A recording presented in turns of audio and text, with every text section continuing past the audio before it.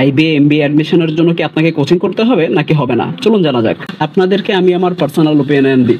আর আমার মতে IBA MBA অ্যাডমিশনের জন্য কোচিং করাটা খুবই গুরুত্বপূর্ণ।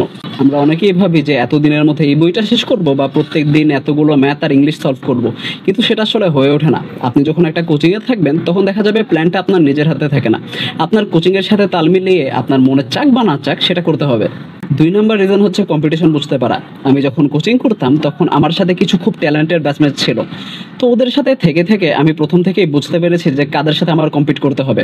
একই সাথে আমার পড়ার প্রতি আমার ইন্টারেস্টটা বা এফোর্টটা অনেক বেশি বেড়ে গিয়েছিল। আর 3 নম্বরে হচ্ছে ফ্রেন্ডলি এনভায়রনমেন্ট। প্রিপারেশনের সময় দেখা যায় যে আমরা অনেকেই একটা লং টাইম বাসায় থাকি প্রিপারেশনের জন্য, বাইরে কম বের হই বা দেখা যায় যে আমাদের সোশ্যালাইজেশন খুব কম হয়। কিন্তু আপনি একটা কোচিংয়ে ভর্তি হলে দেখা যাবে যে আপনার নিউ ফ্রেন্ডশিপগুলো আপনার প্রিপারেশনের সাথে অনেকটাই রিলেটেড থাকবে। তো দেখা যাবে আপনার দিন শেষে কথাগুলো বা আপনি যে গল্পগুলো করছেন সেগুলো অনেকটাই আপনাকে হেল্প করবে। বা আপনি যদি কোনো একটা প্রবলেমে পড়েন বা নির্দিষ্ট একটা প্রবলেমের সলিউশন না পান, তা আপনি আপনার নতুন ফ্রেন্ডদের কাছে জিজ্ঞেস করতে পারবেন। I hope this video has been of help to you guys. This is Rifat and আরিগাতো ফর লিসনিং।